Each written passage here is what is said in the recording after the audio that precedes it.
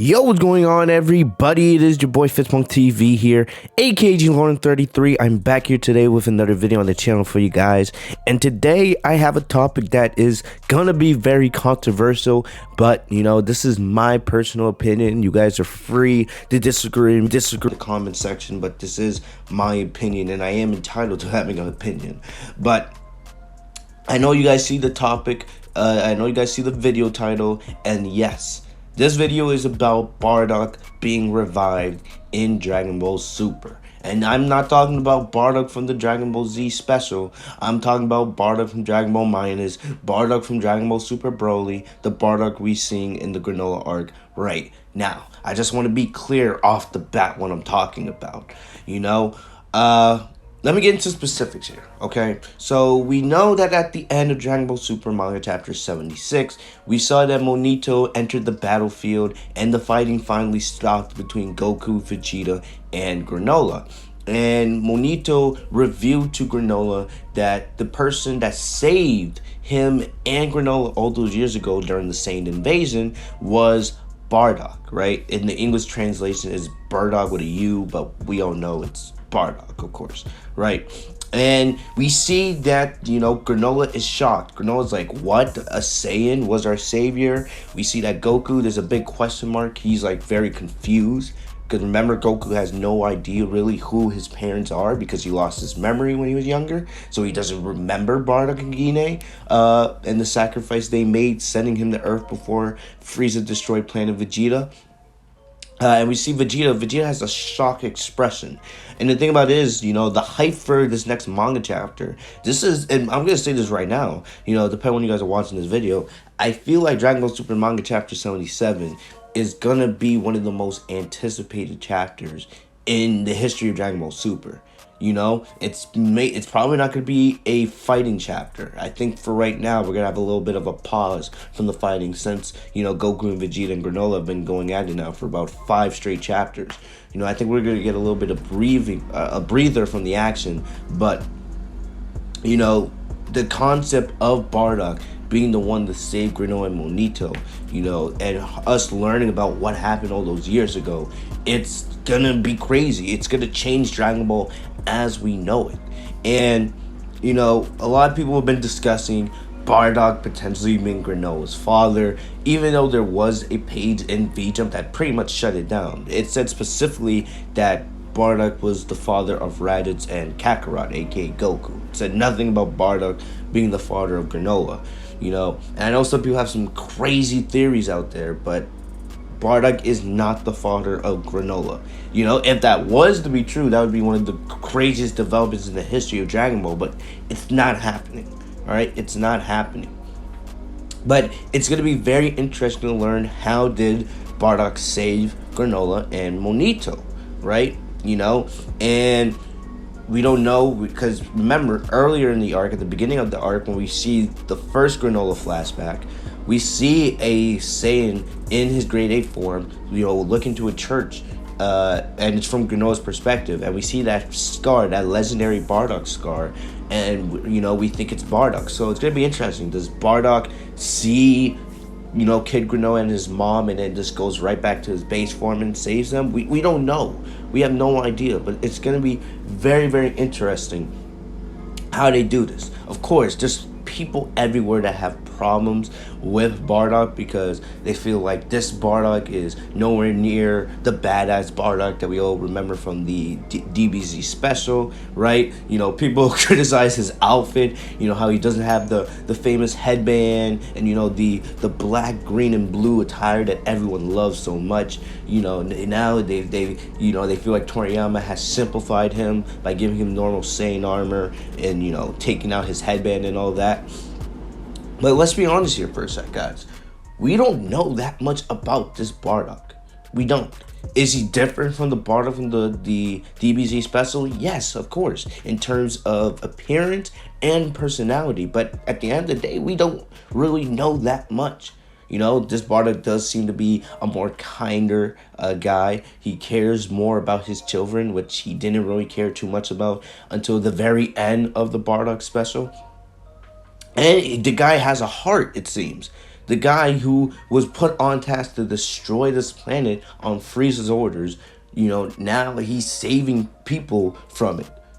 Saving a kid, saving Kid Granolah and Monito, and who knows what happened to his mom, right? So yes, there are big changes between the personality of Bardock from DBZ and the one we're getting now, the official Bardock in DBS. Thing is, but I don't mind it. Why can't we enjoy both versions of Bardock? Here's the facts: the Bardock from the Z special is not canon. You guys may want to believe he is. Some of you guys have twisted fantasies that he truly is, right? And yes, I know, Bardock did appear in the DBZ manga for one panel when Goku was fighting Frieza on Namek.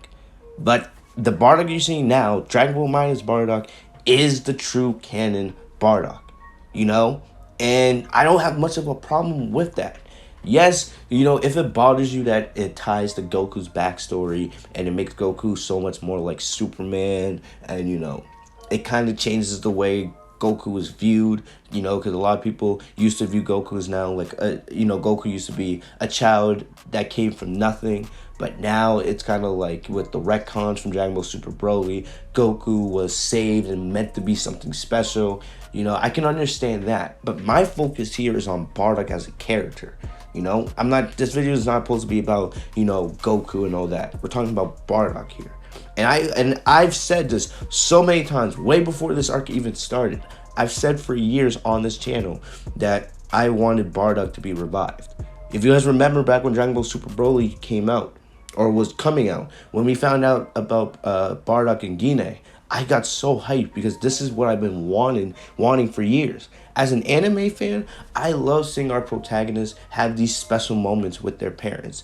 And it is kind of a stereotype that in anime, a lot of, protagonists, a lot of characters, for some reason, we don't know much about their parents. Either they had like tragic fates, either they're not really involved in the story, something happens to them where they're not really there, And of course, Goku is a prime example of that. Goku never really gets to meet his parents.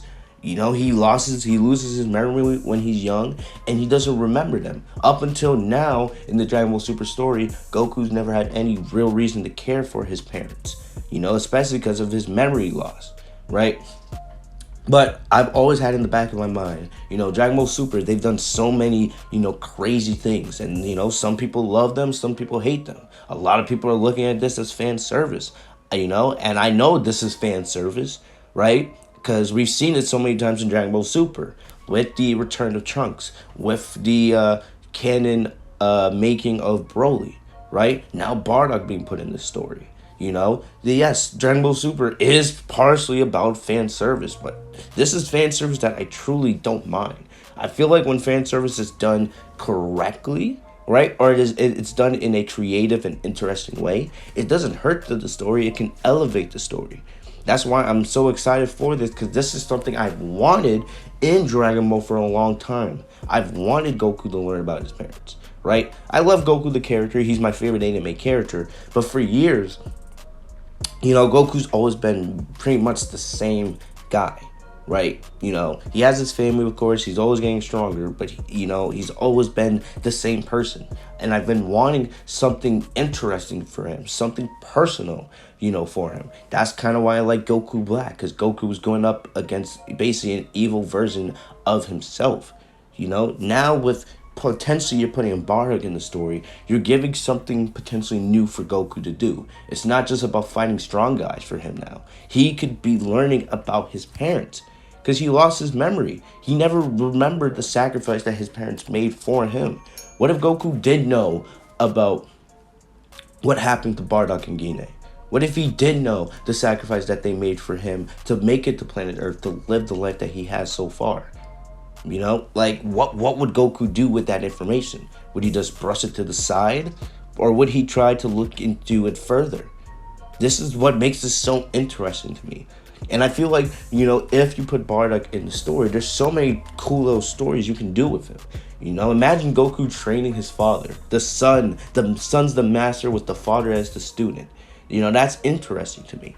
All right. Another question you have to ask is, how would Bardock be revived? right? Let's just say for, hypothetically.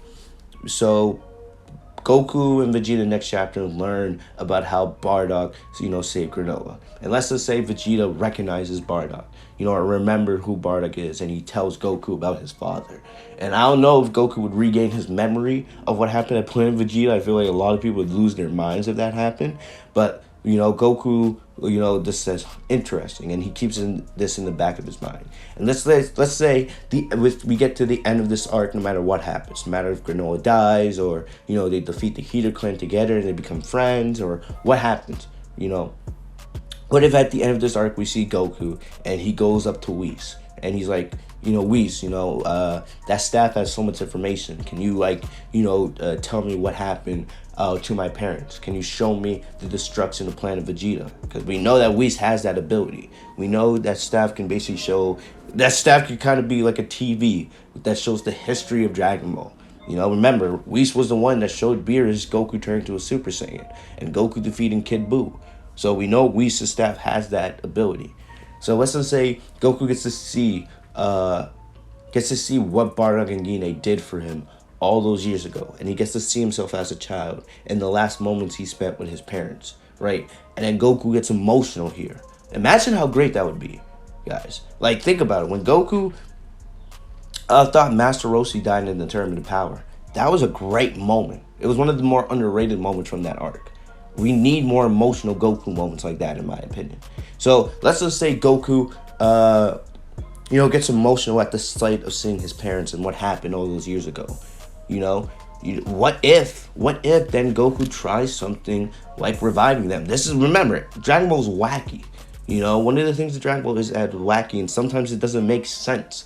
Anything can happen in Dragon Ball. Oh, right? Like, come on. We just had new Dragon Balls introduced to us, on Planet Cereal. We just had a guy become the strongest in the universe made off a wish. Like, we've seen crazy and ridiculous things happen in Dragon Ball all the time. So none of this is out of the question. So let's just say Bardock or Goku goes and tries to revive Bardock. I don't know how he would do it, but let's just say that happens. How many people would get angry over that? Bardock becoming canon and, coming back to life and being able to, live his life that was drastically cut short because of Frieza? I would love to see that. And maybe, Bardock goes after Frieza, right? We're seeing Granolah want to get revenge on Frieza right now. But what if Frieza's not in this story at all? What if Frieza's just there as a plot point and he truly never does show up? What if, Goku was to revive Bardock and Bardock starts training with Goku? He learns Super Saiyan and Super Saiyan 2. Maybe one day even gets to God. I don't know. We know that Bardock was a special warrior. So what if Bardock, trains and then one day he goes after Frieza? There's interesting stories you can do here. Really cool stuff. Like I said, Dragon Ball Super has the ability to tell really creative stories. Even though we know at the end Goku and Vegeta and the rest of the gang will always survive, that doesn't mean they can't tell an interesting story. I find the Granolah arc as a very interesting story because it ties to Goku and Vegeta in personal ways. It's not just them fighting another enemy.